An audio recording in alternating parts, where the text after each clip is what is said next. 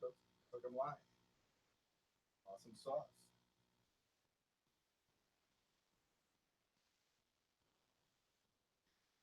Look at that. Hey, Dana. R2, R3. Donkey Nut. Jason Wade. Cheddar Kung Pao's going to come back after dinner. So, how's everybody doing? Low audio. Oh.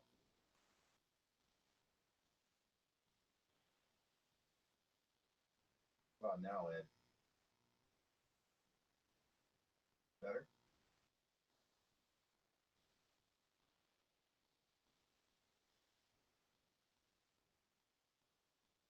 Picking guitars. What's up? Stafford.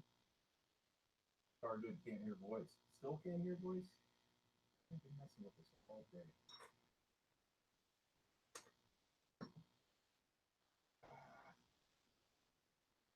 Hold on.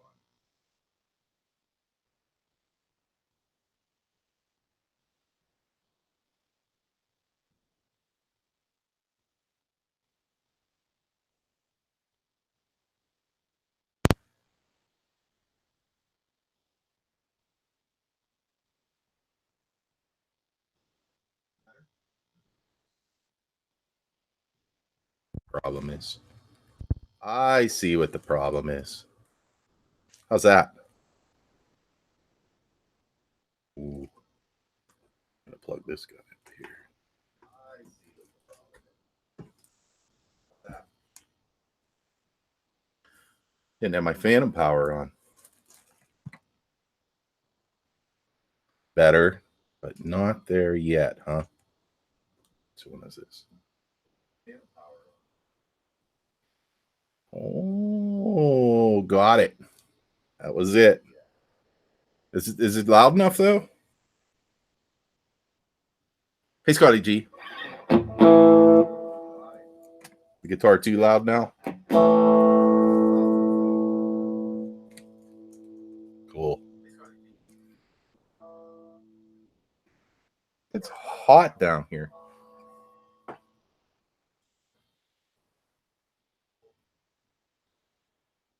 Plenty. Nope. All right, cool. Dave Byron, what is up, brother?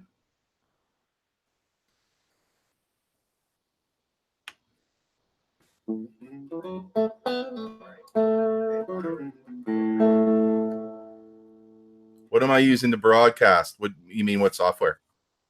I'm using the Google Hangouts, and I'm using the Scarlett 6i6 Focusrite.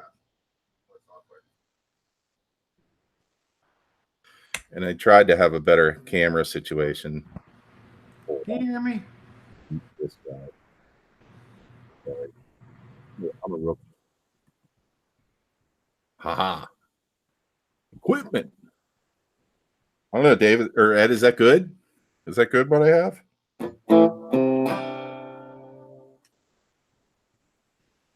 Quentin James, what's up? Happy to trade off the subscriptions a couple minutes ago. That's nice. Very cool. How many we have? Well, just 11, but that's good for me. Yep. Awesome, Ed. How's it feel? How you feeling, Ed? Better? Getting a little less pain, a little more mobility. Get ready to strap on that strat. He said strap on.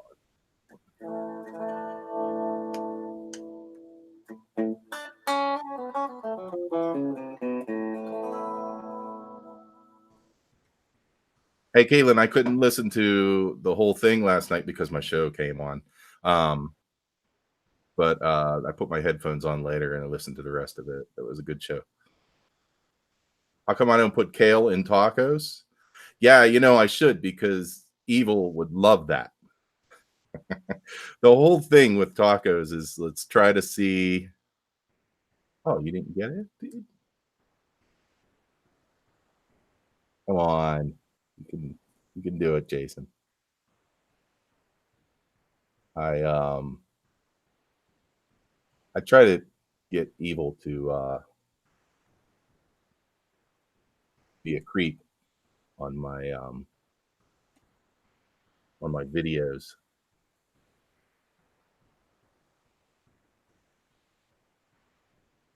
All right. So I guess I need a moderator, but I haven't set that up yet. I don't know how. So we're gonna hope that that I don't get any trolls. If Evil comes on, he might troll me, but that's okay. I'm used to him. I like it when Evil trolls me. All right, so we're playing Stratocaster tonight. Woo-hoo. Nothing like a good old Strat. No, I don't have to try to encourage Evil. It's just so much fun to see what he's gonna say every time I make a video. I hope he joins. All right. So I thought of a couple of topics, but I think they suck. I have a minor unboxing to do. We'll save that. We'll save it. I'm just going to check something real quick. And we'll start off with a little bit of playing. Boo! Aha! Here. That was a secret. He didn't even know. You want me to back out? What's up, Jason? Thank you for joining me. No, because I knew that it's more fun with someone else on, and I thought I'd pick on you. That's fine. What's up? Nothing. I was actually just messing around with the Strat. Oh, you were? Me too. Yeah. Mm-hmm. Yeah.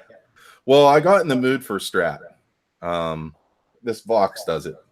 Mm-hmm. The Vox makes me up for a Strat. You sent me an email about amps, and I read it briefly before I came on. I have to apologize. I only read my emails like maybe once a day in Gmail, because at work I sit and I look at emails all day long. Yeah. So about once a day I'll check my Gmail, and Strat is where it's at. That's right, Dave or Ed. That's the second time I called you Dave, because you're right next to Dave Byron all the time. Is Hacks here? Let me go through and see if I missed anybody. What's up, Guitar Hack? R2, R3. Dave Byron is here. Guitar Hack. Chicken Guitars. Scotty G is here. Dave Stafford is here. R2, R3 Locking Nut is here. Quentin James has joined us. Ed Dana, the famous Ed Dana, is here. Let's see. Yeah, I used to just be a guy who put up videos every so often, and I would play some things, and I would be like, okay, I'll post that. I posted things maybe once or twice a month, and then I started watching Ed Dana's channel, and he started watching mine, and he did this 30-day challenge thing, and that's really kind of what kicked it off for me. And so I always give Ed Dana credit for you know, I got a funny story about Ed Dana. tying up my life in YouTube. Go ahead, Jason. Let's hear your story. I'm like I said, I'm new to YouTube, as everybody knows, as far as that goes. So I didn't know who Ed Dana was, but I subscribed to him and I started watching some of his content. And he's got a lot of great content, just like a lot of other people do. Yep. But in the chat, he was talking about, I can't remember what chat it was. And he was talking about, music there. I think it was the live stream with you and Hack. He was in there, and we got to talking in the chat and stuff. And everybody's talking about 145. And not to sound like an idiot, because I probably do look like one, sound like one. But anyway, I asked Ed, I was like, what's a 145? What chord? Because I didn't know. I honestly did not know. And Ed answers back. Probably did it 1,000 times, but you didn't know. Yeah, exactly. And Ed answered back. He said, Jason, wait, are you pulling my leg? And I'm like, no, I'm not. Really not. What's up, Soda Pop? Yeah. But that was pretty neat, because then Guitar Hack, I did one of the offline lessons with Guitar Hack, just hanging out and everything like that. And I was like, hey, let's do something. And we went through the scales and the positions and the 1-4-5 chords and stuff like it. Because and it's like you said, I've been doing it because I'm self-taught and just basically watching YouTube learning and stuff like that. Never really took any lessons for the most part. I've been doing it. It's just I didn't know I was doing it. Yeah.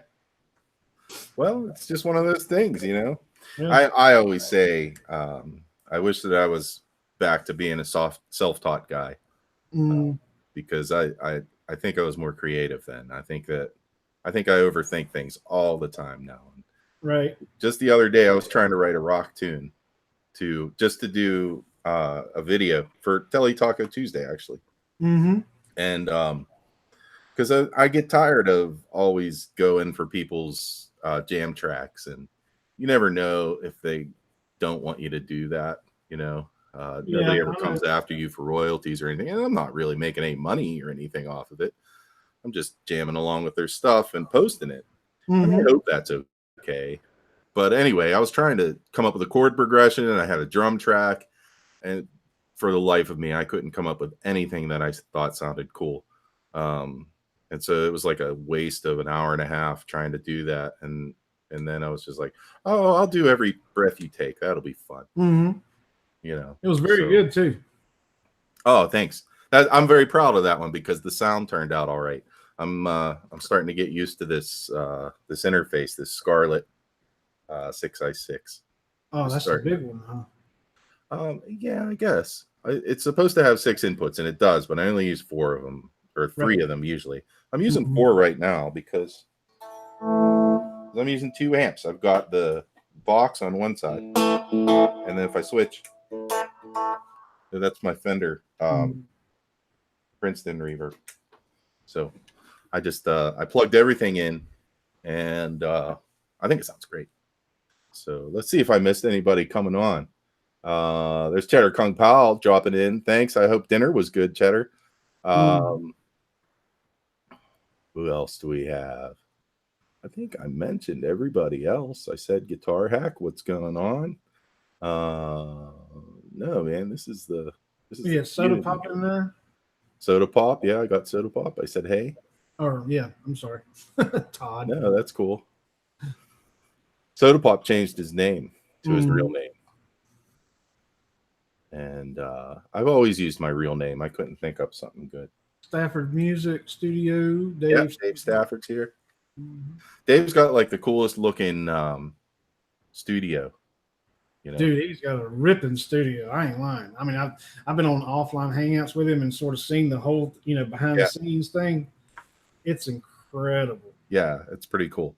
I mean, just watching and looking at the stuff in the background, and it looks really neat and everything. My studio is an absolute mess. Well, I mean, it's just the basement with guitars hanging on the wall and desk with computers, but he's still soda to me too, Guitar Hack. I definitely agree with you on that one. So I hope everybody's having a great Wednesday.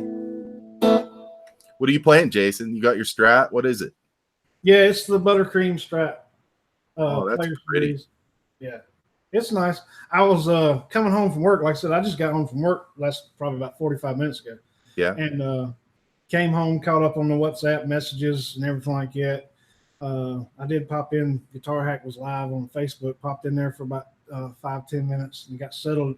But on the way home, I heard, and he'll get tickled about this, but I heard the old Pink Floyd song "Coming to Life." And I was like, man, I want to learn that intro, So I was like, I pulled up YouTube. Once I got settled and everything like that, I pulled up YouTube and found a quote unquote lesson on how to play the intro. And I was just basically going through it, trying to figure it out. It's a lot of bends as far as that goes. I like doing stuff like that. Just the other night, I was staying up late and I was trying to learn a Dire Straits song, which is hard. I can't play like that guy. I don't think too many guys can. Yeah, but because there was just a lot of this,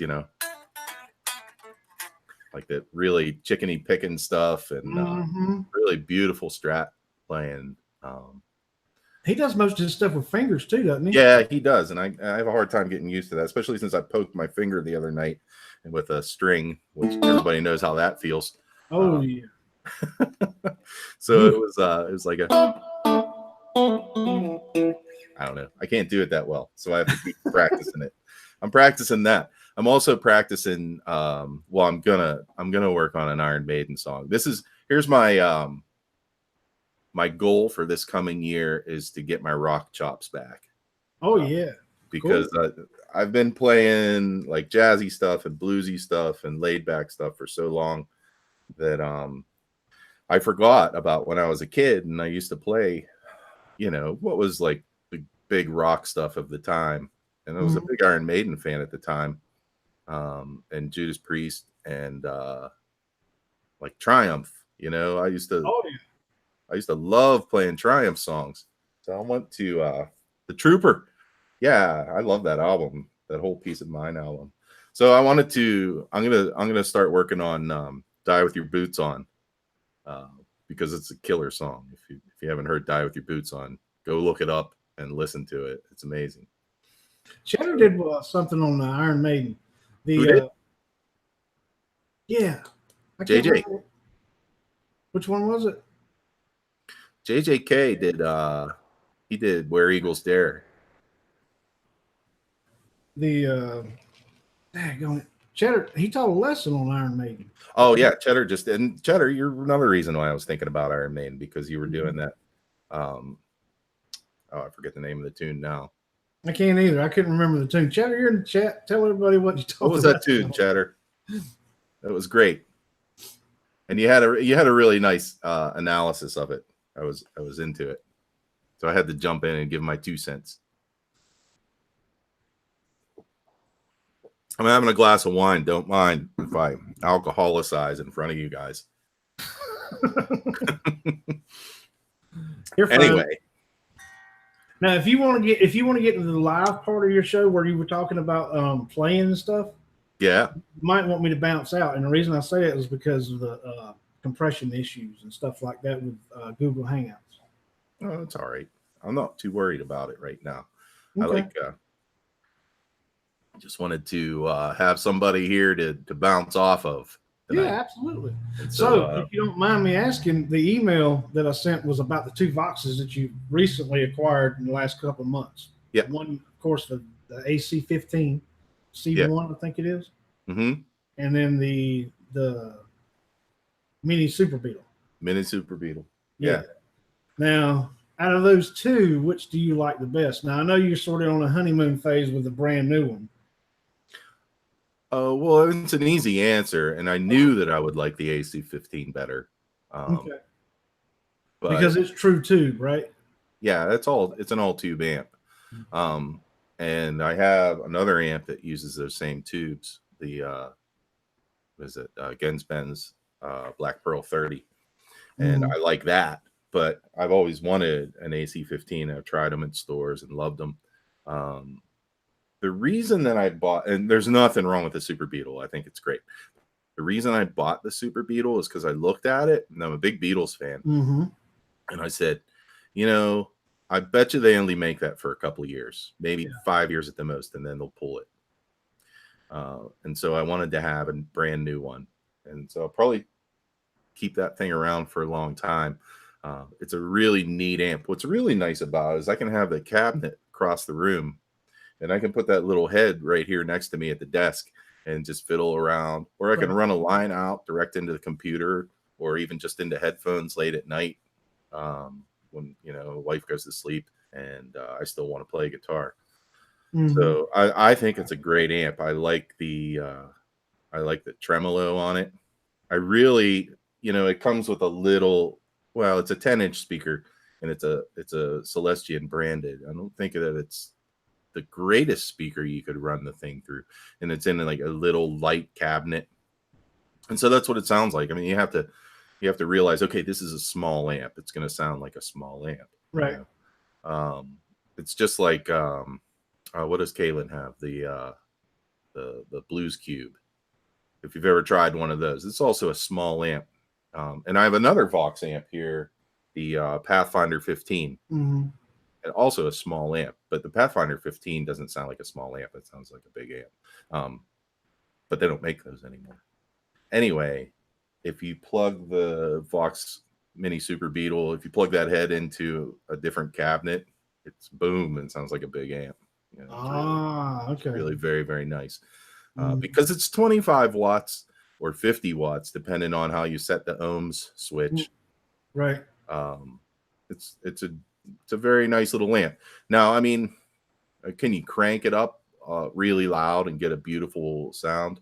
You know, it'll start the transistor out on you, is what I call it, transistor out. It'll get like a weird crackle at the top end, but that's okay. I don't crank up amps that loud down here. Now the AC15, since I got it, I've been turning the amps loud because this thing, the thing about it is it's clean and you can get a lot of clean headroom out of it, and you can use pedals on it, and boom, it fills up the room really nicely. In fact, I've got a gig coming up, but it's in a small room. And last time we played there, I used the Mini Super Beetle, and they mic'd it up, and it sounded beautiful. It sounded big and wonderful. And I was like, okay, I know what amp to use here. Now I've got this AC15, which I'm thinking, okay, is this too big to take to that gig? I don't know. I really want to try it, though. So we'll see. Well, you can definitely make it sound good. Thank you. Thank you. Ed Dana, don't badmouth McCartney. Don't do that. He's the world's greatest living songwriter. All right. Don't let me Guitar Hack says red wine here. All right. I'm not drinking alone. That's good. Let's see here. Who might have joined since we last updated the roster? Rick Hefner. Yep. Hey Rick. Thank you for joining. And Chicken Guitar says my Blues Cube plus New York Blues Tone Capsule equals Vox AC30 sound. That's awesome. That's awesome. All right. So anyway, Jason, you ever play with a band? No? Mm-mm. Do you want to? I really never had an aspiration to play with a band because I mean I just enjoy being creative. It's an outlet for me to sort of a stress relief / outlet to be creative and express myself on this level with using this platform as far as that goes. But I've got too much of a self-conscious person. Yeah. To put myself out there, and to be honest with you, I can't believe I'm on YouTube. But and that's what I've told Guitar Hack in the past is but nobody's really ever heard me play. Only people that's heard me play are the people that's watched my videos on YouTube that I was brave enough to put out there. But that's pretty much it. Well, you play really well on YouTube. I mean, I don't think you have anything to be worried about. You know? Well, thank you very much. Yeah, you're welcome. I mean, I've loved music all my life. I go to bands and concerts and stuff like that. I mean, it's just I've never really pictured myself up there. You know what I'm saying? Yeah. What's your favorite band? All-time favorite band's got to be probably Led Zeppelin. Yeah, no arguing with that. Yeah.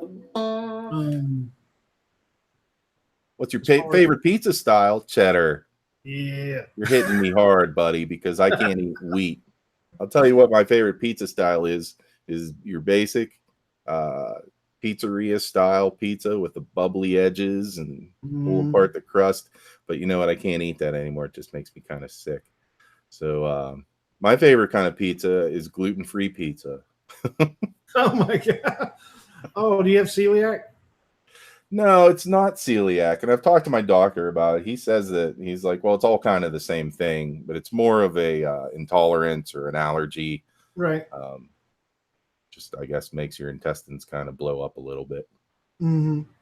Anyway, Will Varela. Hey, what's up, man? You joined. That's nice. Six String Planet. Six String Planet. That's Ed, isn't it? Yes, it is. That's right. He's got that new channel. Dina, excuse me. Ed, are you on here as two different people? He says it's dual identity, Ed. Oh, that's Guitar Hack saying that. Well, that's cool. Hey, Will, thanks for joining. I think that I'm up to date here on everybody who's joined. Make sure. Well, that's pretty cool. Gluten pizza is not pizza. That's cardboard. I know. You know, speaking of pizza, some of the best pizza I've ever eaten is I went out to Utah, Cedar City, Utah, for business with the company, and there's a little joint out there called the Pizza Cart. And I don't know if it's because of the elevation of being in Utah or what, but that is some of the best. And it's the artisan type pizza. Yeah. But that was some of the best pizza I've ever tasted. They cook it in the wood, the you know the wood stove. Yeah, the wood stove. Yeah, I used to work in an Italian restaurant where we had a hearth. That's what they called it. And they always had a fire going in there. And you put your pizzas in, but you had to do it right. You had to keep it clean, or else you have ashtray pizza. So anyway, Denny Allen, what's up? Thanks for joining. But Utah, I'd say, is about one of the most beautiful places I've ever seen. I drove there when I was 22 years old on the way to California. And boy, was that gorgeous. I don't know what part of Utah you were in, but we came out of Denver and then down through the hills of the mountains, and we were in Utah, and it was just big rocks. I've been there twice, and once in January when everything was snow capped, and once in the summer when, of course, everything was brown. But so I've seen the two different spectrums. But there's a place called Bryce Canyon up there. Yeah, and it is just unbelievable. I mean, some of the earlier videos that I put on YouTube were some of the footage and stuff like that from my trip out there that I just basically put some random copyright-free music over the top of because it was video footage and stuff. Yeah. But that's of the trip, and it's amazing. That's cool. Yeah, that's cool. That's another point, copyright-free music. I don't ever use it, but I used it for my my teaser for this video. I grabbed a piece of music out of what is it, iMovie. It was fine. But I'm always thinking to myself, hey, what am I going to do? How am I going to have music behind this? I don't want to use anybody else's, but then I end up writing music and taking time, and it takes forever. Right. I tend to reuse the same things. If you ever listen to the ends of my videos, there's a tune on there I call Red Light Blink. And I put that on. I call it Red Light Blink because it was at a time where I would just turn on the thing and record whatever I was thinking about. And so I would put on a drum beat, and then I would play like a keyboard sound in the background, and I would solo over it. The idea was Neil Young said every time he goes into the studio, he doesn't want to do any practicing. He just wants to keep that red light blinking. And, so I called the tune Red Light Blink. That's awesome. Yeah, but anyway, creative too. It's fun. I like to do that. I went through a little period back before I made YouTube videos where every Saturday morning I would just sit down at the computer and work out a tune from beginning to end, and then just keep it on my hard drive until I had like maybe 10 of them. And then I just kept them in a little file, and every so often I bring them up and listen to them. They're pretty cool. Anyway, missing anybody? Utah is beautiful, Dave Byron. So what's going on? I haven't seen if anybody has any questions. I'm being a poor host, I think. You're fine. Cheddar is not a vegan. He likes to eat all kinds of meat. Aren't you, Cheddar? You're a meatitarian. So yeah, I like pizza. You know, people always look at me funny when I say that I'm gluten-free, and I'm like, I didn't do this on purpose. Right. You think I would want to give up beer and pizza? I mean, that's just crazy. Now, I do have a question. I have a personal question. Okay. For you, as far as that goes, the cooking part of your Telly Tacos is just amazing. No. How do you? I mean, do you have? It seems like you have a passion for cooking just as well as you have, just as strong as your passion for music. Yeah, I have a passion for eating. Well, I mean, we all do that. Yeah. So when I was growing up, I grew up in an Italian household, and there was a lot of cooking going on all the time.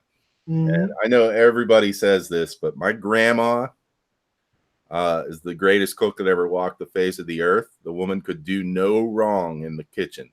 Mhm. And she was first generation Italian, broken English and everything. Funny woman, especially when she would cuss. Um, there's nothing just like an old Italian woman, you know, swearing about things and getting angry. It's funny. But she was a great cook. My mom learned how to cook from my dad's mom. So Mhm. she also became a great cook. And my father was he was like the savant of cooking. He could take anything out of the refrigerator and throw it in the skillet and it tasted amazing. My friends and I used to party down in the basement. We'd be down there drinking beer and whatever else we were doing, and Right. people would go up to use the bathroom at the top of the stairs, and they'd walk in, and my father would have something on the stove, like pork and hot peppers with potatoes in it or something, and they'd come back down and say, "Rick, your dad's got something on the stove. I had to try a little bit, and so everybody who went up ended up like picking something out of the thing. Right. So I kind of learned from him, and I worked in an Italian restaurant for about 9 years. Um, and I was started off as a dishwasher, and then I became a line cook, and then eventually I became the sauce and soup cook. So I know how to Mhm. make soups pretty well. I know how to make sauces, and I know how to saute cook. Um, but I like Mexican food a lot, and just because I don't think you can mess up uh, cheese and meat and tortillas. I don't think it's possible to mess that up. Although some people say that I mess it up every time. I don't know. It's all I right. wish I wish they had. Whenever you start cooking, I wish they had smell-o-vision. Oh yeah. Smell-o-vision. Will Varela says he worked as an executive chef in New York City. That's awesome, Will. Wow. Man, let's do a hangout and teach me how to make some stuff, dude. That would be awesome. I like to cook. Yeah, you're right about that. I do like to cook, Yeah. but sometimes I hate to cook. Yeah. Well, you like to cook. If you like me, you like to cook, but you hate to clean up. Yeah. That's my wife will tell you that. I Mm, always destroy the kitchen, and then I tell her, I'm like, the kitchen is my area, because that yeah. was when we got married. That was our agreement, was that I would be the cook, and she was happy about that. She's of the belief that if you don't want to do something, don't learn how to do it. Right. You know, and so Dave Stafford, excuse me, Stafford Music Studios has a question for you, sir. does he? How many years have you been playing guitar, and what was your first guitar? Oh, okay. Hold on a second. Here's my first guitar. Ooh.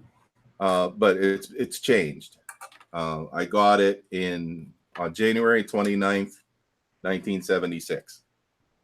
Nice. And I didn't play really in 1976. I was 7 years old, and I would put on Beatle records and just be Right. like try to do something. And sometimes I would hit a right note, but other times I wouldn't.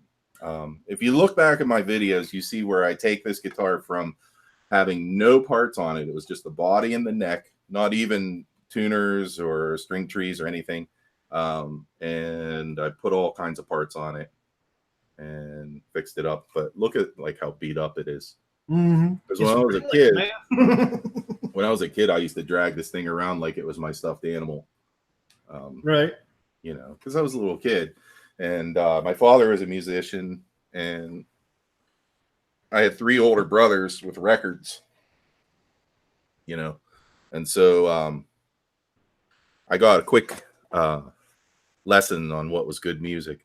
When I was 4 and 5 years old, my brother had me listening to Alice Cooper, and Nice. that was kind of cool. And Yeah. then it was Led Zeppelin 4 was playing in our house all the time. And then as I grew up, it was Yes and Neil Young, Crosby, Stills and Nash, and all kinds of other good stuff. Foghat, all the good 70s music. And then I started playing. I started taking lessons. My best friend was also a guitar player, and we went to Catholic school together. And so his dad was a teacher, and I started to learn from him. And we played in a band. So I started in my first band when I was maybe 10 years old. So that's kind of the answer there. I would say I was maybe 9 years old when I really started to look at guitar books and learning chords and stuff. So I would say the first place I ever played was at church. You know, just sitting down and playing. Because that's how you play in Catholic church, you know. Right. Now I play in a Presbyterian church, and it's like there's all kinds of stuff going on. There's a whole band, and it's killer. But the Catholic church is funny, you know. I bring my amp into the Catholic church, and people look at you like, oh, "What are you doing, buddy? You know, what are you gonna do?" Bad Company, yes. Ted Nugent. We listened to Ted Nugent a lot when I was a kid. Yeah. So anyway, what was the first album that you purchased or was given to you, handed down to you per se? Well, nothing was handed down to me until later on when my brothers started like going to college or leaving to go wherever. Right. Up until that point, it was always, you know, yelling at me for playing their records. Scratching them and stuff. But the first record I bought for myself was Lynyrd Skynyrd, Nothing Fancy. Because we had the first Lynyrd Skynyrd album and the second Lynyrd Skynyrd album. It was pronounced Lynyrd Skynyrd and what's the other one? Second Helping. And then we had Street Survivors. And that was all. Oh, and we had the live one More from the Road. And I bought the third one, which is a great, great album. And I listened to that a lot. Yeah, that was that's really what made me want to play guitar was, you know, looking on those album covers and seeing Alan Collins with his long hair and his playing his Firebird. It was great. I really wanted to be like that. They were amazing. They really were. I mean, it was they were, the musicianship that was in that band was just unbelievable. Yeah, I know. I really still love them. Evil White Clown Punk has joined the party. What's going on, brother? Were your ears burning? I was mentioning you earlier. Because you're a troll. That's why, Evil. No, you're a good troll. Chicken Guitars asks, how did I get an amp in Catholic church? I picked it up and carried it in. Really? No, Kaylin, I used to work for the Catholic Church. I was a music teacher and choir director for Catholic Church, and I played all acoustic, but you have to carry in an amp because an acoustic isn't going to fill up a church. So you brought in an amp, and then as things progressed, I started to go to another church because there's another church that I worked at. When you work at a Catholic church as a teacher, you can't just work at one. You have to work at a couple because they only employ you a couple days a week. So I started going to this other church where I met some folks, and one of them was our current bass player, Doug Wells, who's great. And I still play with them at that church. And the keyboard player at that church was great, still is great. And so he and Doug and I and one of the singers there, we always play there. And I play through my Princeton. Usually I bring an electric guitar and an acoustic.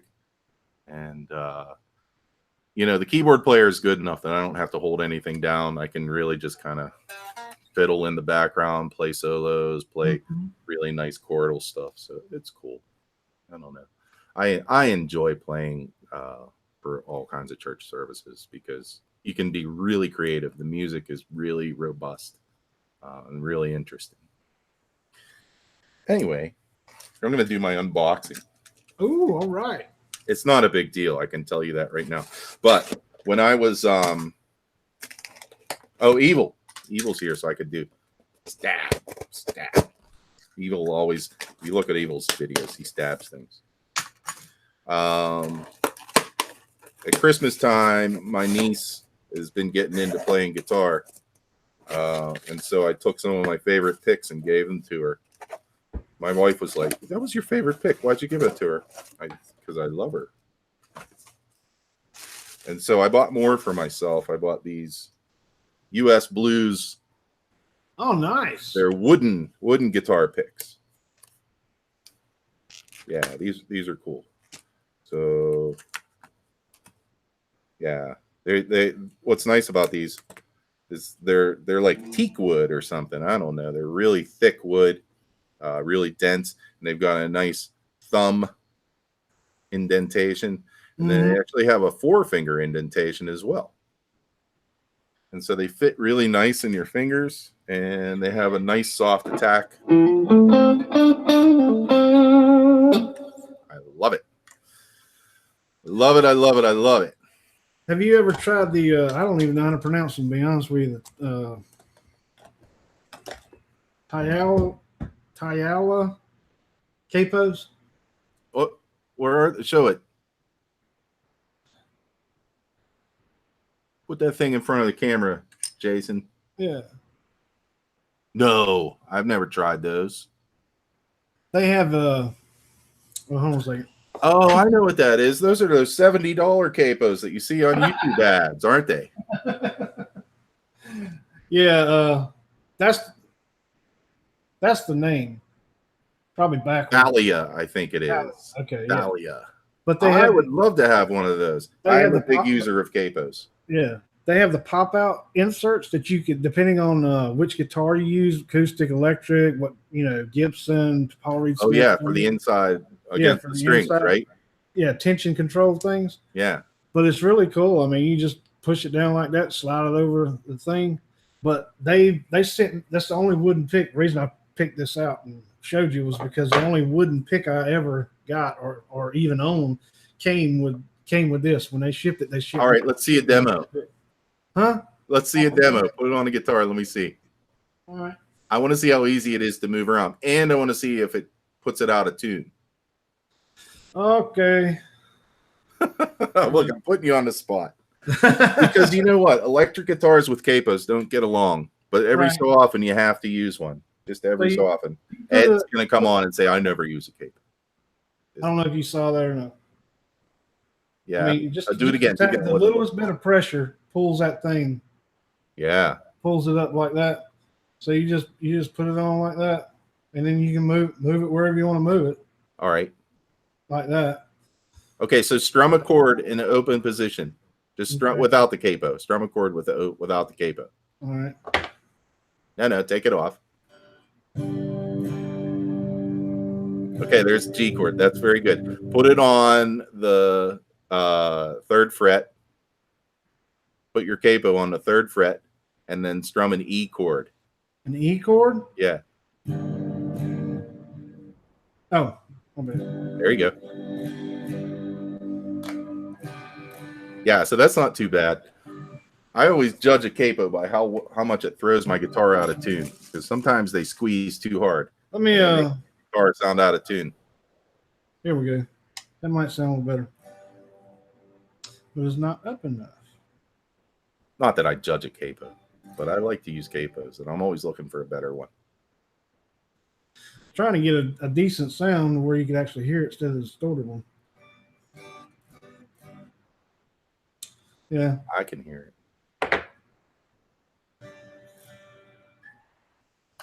Anyway, Ed Dana had a video up where he did a really cool thing with a capo. I don't have a capo here in front of me, so I can't show you. But he put a capo just on the first 5 strings. So it was like having drop D. So it was like that. Really? See, like that. And I loved it. I thought it was very cool. And what was really cool about it is he could play a regular G chord. Because normally if you have drop D, then you have to play your G chord like this. Right. You know. So I thought it was a very slick thing to do. Ed, thanks. You taught me something there. I thought that was awesome. Brian Cote is here. Hey, Brian, another person who recently traded subscriptions with me. Thank you, Brian. Very happy to have you here. Mitch I finally got up above 300 subs. I was throwing a party about that last week, and then I dropped a couple, and I went back down to 298. Mm-hmm. That'll teach you. It goes up and down. I mean, I'm not worried about it one way or the other, but it goes up. I realized that it would take me probably 3 years to get to the point where I could make any money or do anything crazy like that. So I'm just like, no, I'm just here for fun. If Sweetwater said they would send you any one guitar for free, but you couldn't resell it, so you had to play it yourself, what would it be? Well, that's a tough one. Well, okay, Cheddar, is it a guitar that I've already played at some point, or is this going to be a sight unseen? I've never played it, because I have a couple of answers already. Mm-hmm. I would say what's the Paul Reed Smith, Dave Grissom. I think that'd be a fine guitar to have. So you couldn't sell it, so value, as far as the value of it, wouldn't really matter. No, the value wouldn't matter. So cheap guitars are out because I already have all the cheap guitars. Exactly. So let's go for like what is that, 50? Tell me if I'm in the wrong year. 59 gold top Les Paul. Oh yeah, there you go. That would be a good one. Yeah, with P90s. You know what? I would. Did you ever play an LSL guitar? Mm-mm. They are fantastic. I might be thinking something like that. Oh, wait a minute. Halt. I got my answer now. It's going to disappoint everybody. My answer is a Martin 0028. Or no, 0018. Ah, acoustic. Yeah. Yeah, which would be the Martin small body. That would probably be my answer. But if you're saying electric guitar, I don't know. I might just go with a custom shop Fender, like a custom shop Strat. Right. I think that would make me happy. Cheddar says the custom shop gold tops are usually 57. So yeah, well, that would be cool to have too. But you know what? I have a Les Paul, and I've played other Les Pauls, and I don't know if I would like another Les Paul as much as the one I have, which is kind of funny. Oh, 00018 or 28 is legit. I don't know, Cheddar. I think it'd be the 28 because I think the 28 has a rosewood back and sides instead of mahogany. I think that's the one. I used to go to the music store. Well, I still go to the music store, but I haven't been up to the acoustic room in some time. But I used to go up there and just play that guitar all the time. All the time. Why are you saying auto tune, Rick? Soda pop.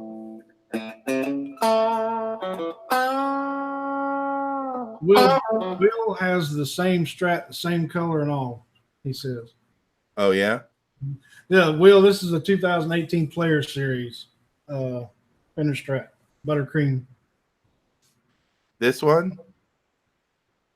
Nice. 1987. I know everybody thinks this is nice, but it's not that nice.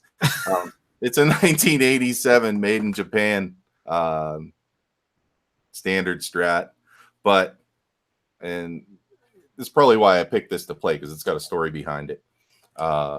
It's relict, but it's relict for a reason because I left it sitting in a laundry room and there was an overflow. Okay. And all of this paint started to peel up. And so I just decided I'm just going to sand it. And I'm happy with it. It used to have a Kahler system on it, which was crap because it broke. And I put another Kahler on it for a while. And when I got older, I switched the Kahler back to a 2-point Fender American Standard type tremolo. It's got Grover tuners. It's got a Graph Tech nut. Oh yeah, okay. So and it's got Tex-Mex pickups on it now. It's got all the prime parts. Yeah, it's the only thing wrong with it is the frets are pretty worn down. It probably needs a fret job, but I don't care. I think it feels beautiful. Todd, why do you say my video went funny for a second? Oh, maybe it was the picture, the video picture.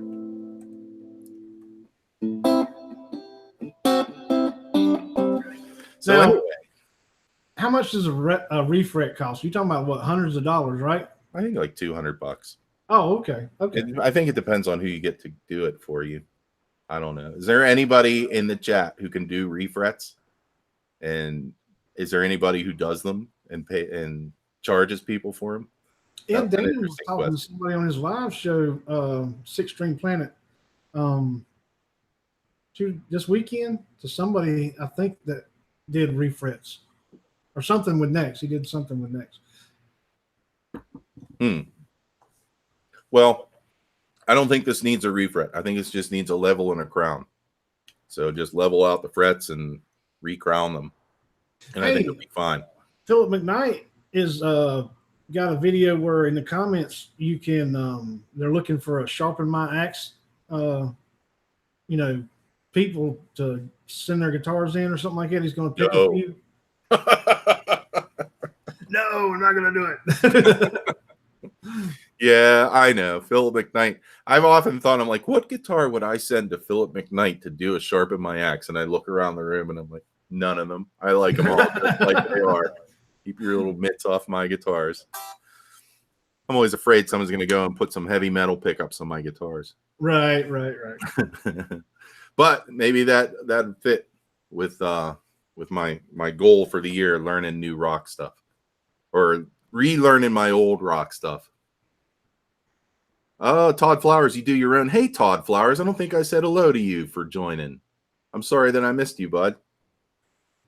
Let me make sure I didn't miss anybody else. What, I have 21 watching. Hey, this is a record for me. 21 Woo-hoo. folks. This is great. What time is it? 6:50. What's your time like, Jason? You can hang a little bit? Yeah, I'm fine. I mean, yeah. And in further episodes, I'm going to ask other people to join. So watch out, folks. Yeah. Guitar Hack. You're joining. Well, okay. Like I said, I was sitting here messing around watching YouTube. And I got up to TMI to use the restroom, came back in, and I thought when I was in there, because bathroom's just on the other side of the wall, and I thought I heard something, when it rings, it goes like it's ringing. And I was like, what is that? I don't have the ringer on my phone on. And I thought it might be my daughter, and I come back in here, and I look in the chat, and it says, check your email. Oh. So I pulled it up. Well, that's cool. I'm happy that I had your email to send it to you.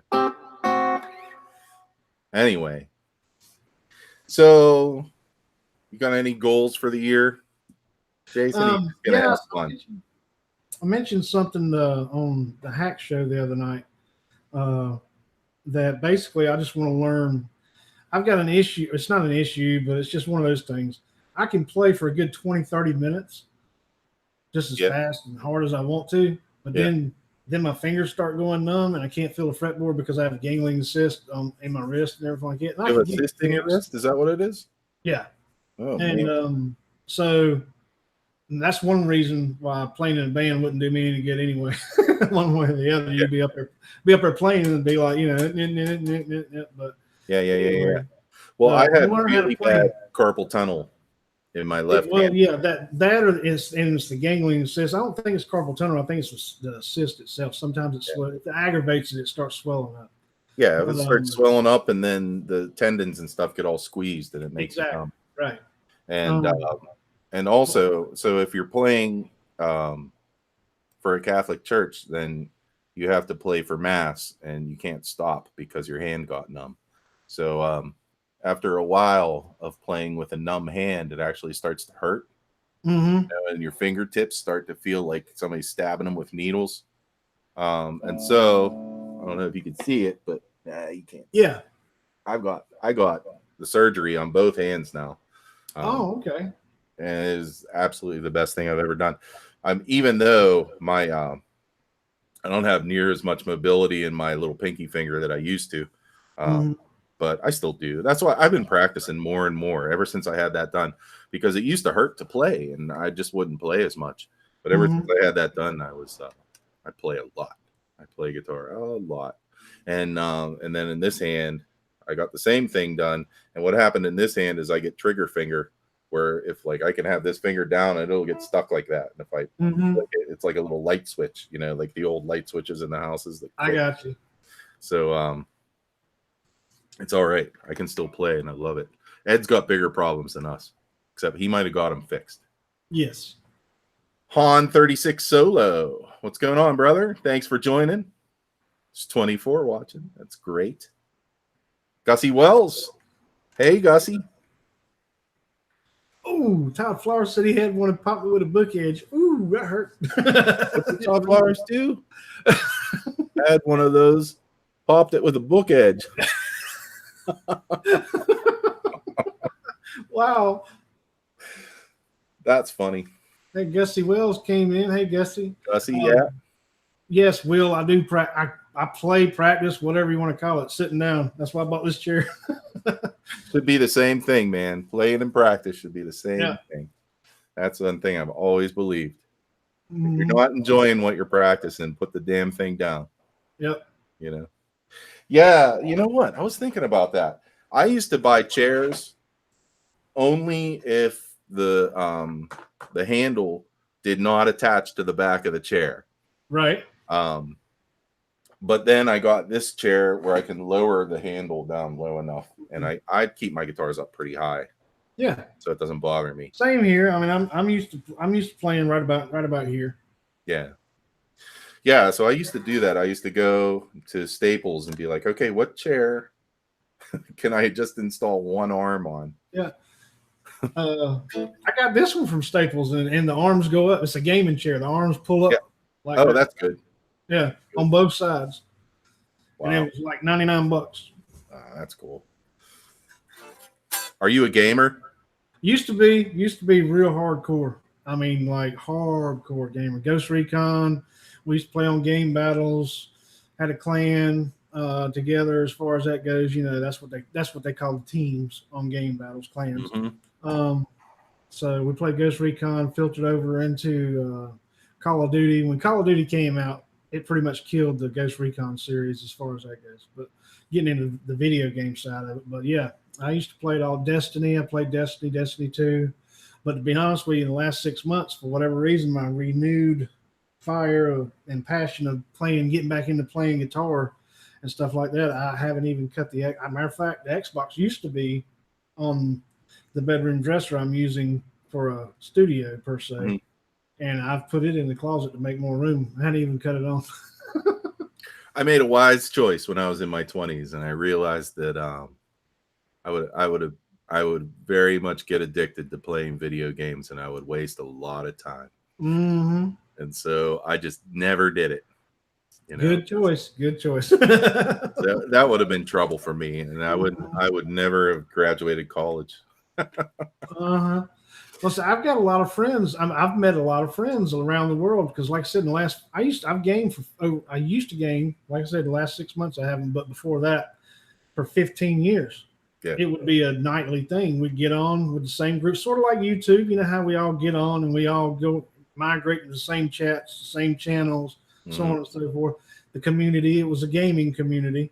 That's cool. It actually allowed me to be able to go to Ireland last year. Oh, really? Yeah, one of the guys that I'd met gaming over 10, 15 years ago invited me to come over and stay with him and his family and his wife and everything like that. So I got to go to Ireland for 11 days based, you know, on their hospitality. And that was all. I met him through gaming. That's awesome, man. Yeah. Wow. I'd like to go to Ireland. My wife wants to go to Ireland. She wants to go to Ireland, and I want to go to London. And beautiful country, wonderful. The problem we have with that is the dog. Yes, how's you'd have to get somebody to house sit the dog or something. Yeah, and our dog. Or put it in one of those kennels or something where they keep them. I would never do it. Never do that. I will never, because you know, you guys see, the dog is with me 24/7, man. Yeah. He is, and I could not walk out of one of those kennels and look at his face. I wouldn't be able to bring myself to do it. Right. And so, you know, it's really, I'd have to find somebody who can come to the house and stay here, you know, so that he has somebody here in the morning. You know, he's a high maintenance dog. It's my fault. I did it. But Right. like the dog won't go out unless I go out with him. Like he'll go out, but he won't do anything. He'll stand at the door. If I go out with him, he'll go up and do his business. But I don't know what happened with that dog and me. He took me over, man. He really did. So Yep. That's a good problem to have. Yes, it is. Very good problem. My book. And he's an internet sensation now, Fred. Yes, he is. Everybody loves Fred. Everybody's always asking very well Fred. on that last one, as Chicken Guitars said. What's that? I said he advertised very well on that last teaser. Yeah. Well, he's very what's the word? He's good at taking pictures. I don't know. I can't think of words, but he knows when he's getting his picture taken. That dog. Anyway, what else? How's your Telecaster treating you? You liking it? Very nice. I love it. I really do. I mean, honestly, the only reason, like I said, I came home and heard that song, it keyed off, and I was like, I want to learn that. And of course, I relate David Gilmour with Strats. So I was like, all right, I'm gonna pull up the Strat. Yeah, that makes sense. So here's something I'll tell you about Telecasters, and this is what I think is that you have an advantage with your Telecaster that you don't go out and play it in front of people, because the Telecaster is noisy. But I never let that hold me back from loving my Telecaster. I don't care if it's noisy, and it's honestly, I don't care if this is noisy either. Like there's noise right there in the neck position, but without that, you can't get this. I've had Strats with noiseless pickups, and I took them out. I'm not too crazy about Strats with noiseless pickups. I have this guy here. Wait, let me switch. I know I've been talking about Strats, but Hack was talking about P90s recently, and that's a pickup that's hard to play a gig with. And so this guitar came with P90s, and boy, were they noisy. But this thing is like every bit of 5.5 pounds. Same with mine. And it's just gorgeous. It's an SE. Yep. If you keep the strings nice and low, there's no reason why you shouldn't love this guitar. Wait a minute, kick up my volume pedal again.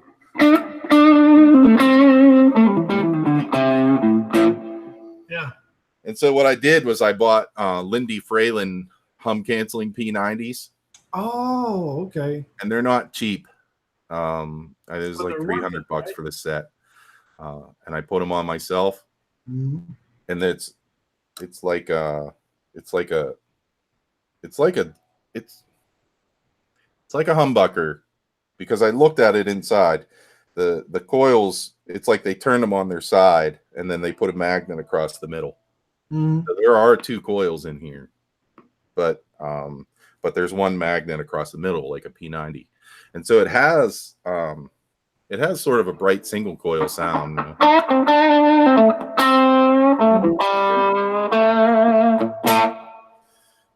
And I like that a lot, but there's no noise. See, that's great. And when I first installed them, I called the Fralin company with a question, because I was like, oh, I don't know. Actually, forget what the question. I think it was about the height of the pickup and what's the best. So I called them, and I talked to Lindy Fralin himself. He got on the call, and he was like, I don't know if you ever watched any videos with him. He just seems like the coolest guy. I think he lives down near you. I think it's Virginia where he lives. Like, to me, that's all the same area. North Carolina, Virginia, all the same. But he's a super guy. If you ever watch his videos, he's just really laid back, and he plays great stuff. He's always wearing a Beatles t-shirt or something. Right. He got on the phone, and he was just a super cool guy. Anyway, did we miss anybody else joining up? I'm looking. I don't. Oh, we dropped back down to 19. We got up to 24 though. That's awesome. I know Guitar Hack's got a dog that's going to make an appearance. I see. Ah. Yeah, you want to get my attention? Talk about your dog or your cat. I just absolutely love the pets. Mm-hmm. P90 Gold Top, Brian Cote says. He's selling it to Gussie. Gussie, you going to buy it? P90 Gold Top. That's right, Cheddar. You're still here, and that's all. You were the first one in, dude. You were the very first. Cheddar, you've got a very interesting little sense of humor, don't you? I like it. Every so often, I when I'm watching Cheddar, I'm like, hey, wait, that was a joke. It's really funny once you realize it's a joke. Love that. Anyway, what time do we have? 7:04. We're going to be breaking it up pretty soon here. Okay. Because I got to go make dinner. Wife comes home at 8. Because she teaches a yoga class tonight, or 2 yoga classes. Wow. Wednesday is kind of Rick's time. Mm-hmm. Because you're East Coast as well. Yeah, I'm East Coast, Pittsburgh, PA. I'm not far from you. No, it was what, about 7-hour trip, maybe 8. I bet you it's less than that. I think it's less. We usually come. Now I've got family up in upstate New York, and when we went up there to go visit, we'd drive 81 and we'd come right through, not Pittsburgh, but go through Pennsylvania and what was it, Wilkesboro and all that stuff. Oh, you go kind of to the east of me. Yeah, it's about a 14-hour drive from here. When we drove to Florida, we would leave Pittsburgh and go down like through Morgantown, and through West Virginia into Virginia, and then there was Charlotte right there. Yep. You were 20 minutes away from me when you hit Charlotte. Yeah, we ate at the Waffle House. The Awful House is what I'll never forget that situation, because the dude, my wife and I were sitting there, and we tend to be nice people, and he was saying to me, and please don't judge my accent here. He was like, y'all are nice people. And he was like, we get some rough guys in here. The other night we had to call the law. We were like, what? Yeah. Oh yeah. So that was funny. But yeah, Charlotte, I've been to Charlotte a couple times because airplanes stop in Charlotte too. Mm-hmm. They have classes for yogurts. Yeah, they got some good food. I mean, as far as like, if you honest, and I'm the stereotypical 2 a.m. you get home from the club, the bar, whatever, you hungry, you want something to soak up all that, so you don't wake up in the morning with a blistering hangover. And you stop by the Waffle House and you get as much food as you can possibly get to eat. You know what? That's an old ritual, man. Yeah. Where to go to eat after the gig. Yeah. And we have a place here in Pittsburgh. I don't know. It's probably everywhere, and I just don't know it. But Eaton Park. Eaton Park is great at 2 a.m, and you can go in, walk right past the cop at the counter. Right. Yeah. Kind of have something to eat and calm yourself down a little bit, and yep, it's really good. So anybody in the chat, put up where you like to go eat after a gig. Yeah. Anyway, let's see, a couple more minutes and we'll break. This has been a really nice one. Thank you so much for joining me, Jason. Oh, no problem. Thanks for the invite. Like I said, no problem. We don't have any trolls on here yet. I know it's just one of my first couple, and I get more people, I'll get more trolls, I bet. Except for Evil White Clown Punk, he's a troll. But I like Evil White Clown Punk troll, and like I said before, I definitely welcome that. Right on. So he's gonna tell me what a jerk. Yeah, as Rick Hefner says, any greasy spoon open 24 hours a day. Exactly right. And you know what else is good is to go to like a BP station and get their subs or something like that. I can't eat that stuff anymore, but I remember. So the jam you go to is at a bar, so you usually eat before going on. Yeah, eat some bar food. I worked at a bar for a while. I used to make bar food. It's pretty easy to make. You just deep fry it. So yeah. Oh yeah. All right. You know what? This is it. I'm gonna call it. Thanks everybody for joining. This has been great. Thanks everybody for being part of the community. like Hackman always says, if you see somebody in this list that you're not sub to, please jump out and sub to them. I'm gonna do it. I know I'm always missing people. And make sure you hit their bells too. So it's not enough just to sub to people. You got to hit their bell so that you watch their stuff. Yep. Yeah, man. I'm doing well, Cheddar. Thank you. And then we're going to end this right about now. I'm going to go make some pork chops. I hope you all have a great night. Jason Wade, thank you for joining. That's been fantastic, man. Thank you so much. Go play that Stratocaster or grab yourself something to eat or whatever you're going to do. There you go. All right, folks. Be cool, but not in school. All right, we're done.